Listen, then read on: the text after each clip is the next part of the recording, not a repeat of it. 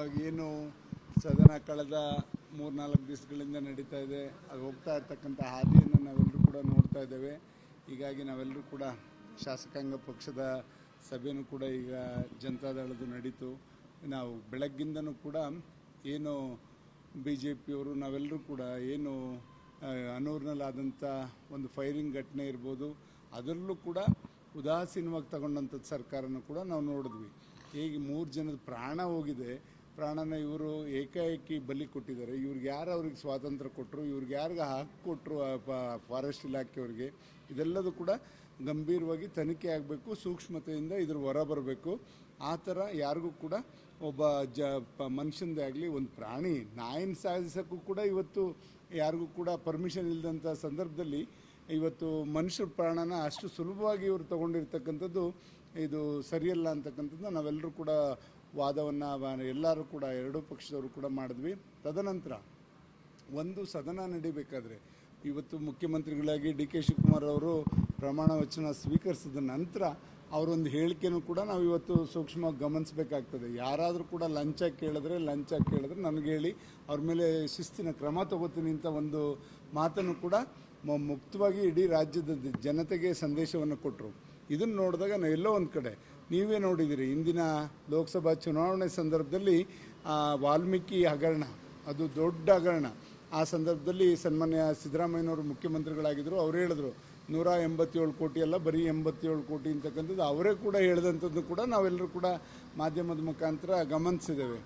ಇದಾದರೂ ಕೂಡ ಇನ್ನೂ ಅವನೇನು ತಪ್ಪಿತಸ್ಥನೇ ಅಲ್ಲ ಅಂತಕ್ಕಂಥ ರೀತಿಯಲ್ಲಿ ಮತ್ತೆ ಅವ್ರಿಗೆ ಮಂತ್ರಿ ಸ್ಥಾನವನ್ನು ಕೊಟ್ಟಿರ್ತಕ್ಕಂಥದ್ದು. ಇದೆಲ್ಲ ನೋಡಿದಾಗ ಅಂಥವ್ರನ್ನ ಕೂರಿಸ್ಕೊಂಡು ಸದನ ನಡೆಸಿದ್ರೆ ಎಷ್ಟು ಘನತೆ ಗಾಂಭೀರ್ಯ ಬರ್ತದೆ ಅಂತಕ್ಕಂಥದ್ದು ನೀವೇ ಯೋಚನೆ ಮಾಡಬೇಕಾಗುತ್ತೆ. ಇದನ್ನು ರಾಜ್ಯದ ಜನತೆ ನೋಡ್ತಾ ಇರ್ತಾರೆ. ಈ ನಿಟ್ಟಿನಲ್ಲಿ ಅಂಥವ್ರನ್ನ ಕೂರಿಸ್ಕೊಂಡು ನೀವು ಈ ಸದನ ನಡೆಸಬಾರ್ದು ಅಂತಕ್ಕಂಥದ್ದು ನಾವಿಬ್ಬರು ಕೂಡ BJPಯವರು ಮತ್ತು ನಾವು ಇಬ್ಬರು ಕೂಡ ಇವತ್ತು ಪ್ರತಿಪಾದನೆಯನ್ನು ಮಾಡಿ ಅವ್ರನ್ನ ತೆಗೆದು ನೀವು ಸದನವನ್ನು ನಡೆಸಿ ಅಂತಕ್ಕಂಥದ್ದು ನಾವು ಹೋರಾಟಗಳು ನಡೀತಾ ಇದೆ. ಇದಾದ ನಂತರ ಇದೆಲ್ಲದಕ್ಕೂ ಮಿಗಿಲಾಗಿ ನಮಗೆ ಬೇಕಾಗಿರ್ತಕ್ಕಂಥದ್ದು ರಾಜ್ಯದ ಜನತೆ ಹಿತ, ರೈತರದ್ದು ಮತ್ತು ಅಲ್ಲಿ ಈ ಬರಗಾಲದ ಪರಿಸ್ಥಿತಿನ ನಾವು ಎತ್ಕೋಬೇಕು ಅಂತಕ್ಕಂಥದ್ದು ಈಗಾಗಲೇ ಎರಡೂ ಪಕ್ಷದವರು ಕೂಡ ತೀರ್ಮಾನ ಮಾಡ್ತೇವೆ.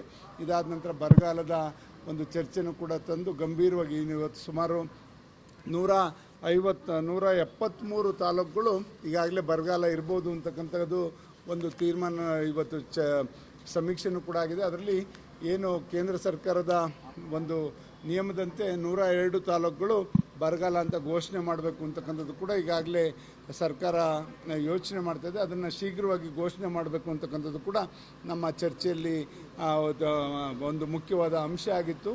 ಅದಾದ ನಂತರ ಇವತ್ತು ಬಿಡದಿ ಟೌನ್ಶಿಪ್ ಯೋಜನೆ ಇರ್ಬೋದು, ಇದ್ರ ಬಗ್ಗೆನೂ ಕೂಡ ಕೂಲಂಕುಷವಾಗಿ ಚರ್ಚೆ ಮಾಡಿ ಅದರಲ್ಲಿ ಆಗಿರ್ತಕ್ಕಂಥ ಲೋಪದೋಷಗಳು, ಇವರು ಯಾವಾಗಲೂ ಕೂಡ ಕುಮಾರಸ್ವಾಮಿಯವ್ರ ಕೂಸು ಅಂತಕ್ಕಂಥದ್ದು ಏನು ಹೇಳ್ಕೊಂಡು ಹೊರಟಿದ್ದಾರೆ.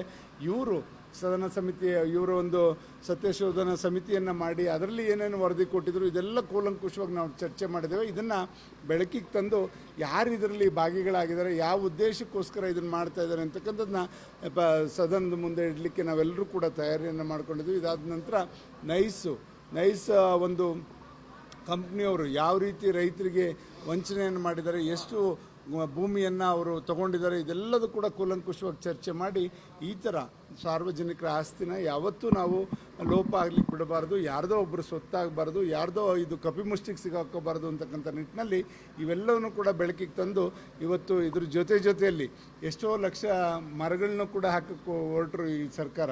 ಅವು ಯಾವ ಪರಿಸ್ಥಿತಿಯಲ್ಲಿ ಇದ್ದಾವೆ ಗೊತ್ತಿಲ್ಲ ಈಗ.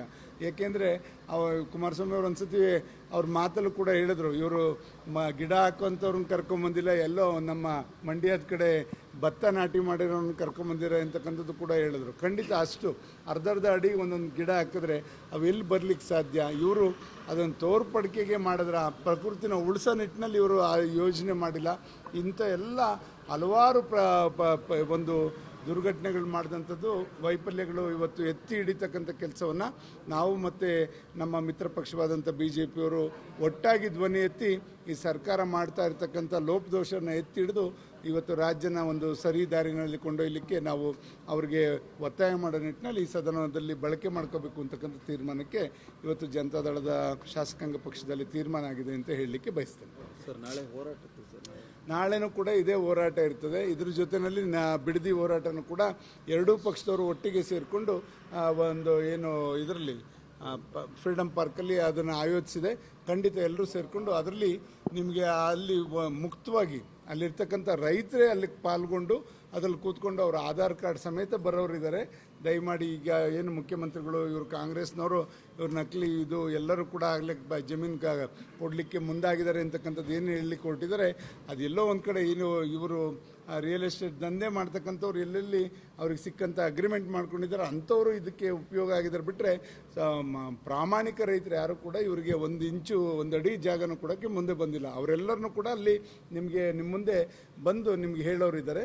ಅದನ್ನು ನಾಳೆ ಅದು ಪ್ರದರ್ಶನ ಆಗ್ತದೆ. ದಯಮಾಡಿ ಆಗಾರು ಕೂಡ ಇವರು ಮನಸ್ಸು ಮಾಡಿ ಈ ಯೋಜನೆಯನ್ನು ಕೈ ಬಿಡಬೇಕು ಅಂತ ಒತ್ತಾಯ ಮಾಡಿ. ಸರ್ ಇದು ಟೌನ್ಶಿಪ್ ವಿಚಾರನ ಯಾವಾಗ ಪ್ರಸ್ತಾಪ ಮಾಡ್ತೀರಿ ಸರ್ ವಿಧಾನಸಭೆ? ಈಗ ಇಲ್ಲ, ನಾವು ನಾಳೆ ಕೂತ್ಕೊಂಡು ಎರಡೂ ಪಕ್ಷದವರು ಬೆಳಗ್ಗೆ 10 ಗಂಟೆಗೆ ಕೂತ್ಕೊಂಡು ಚರ್ಚೆ ಮಾಡೋರಿದ್ದೀವಿ.